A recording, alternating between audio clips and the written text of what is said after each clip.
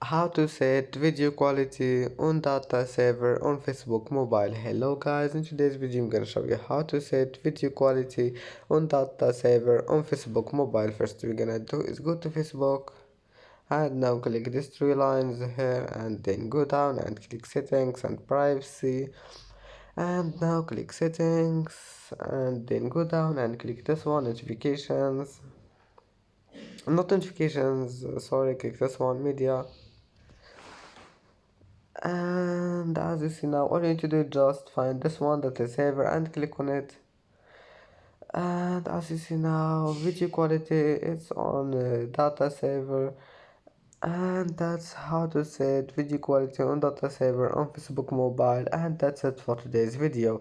If you like this video, please don't forget like and subscribe, and see you in the next video.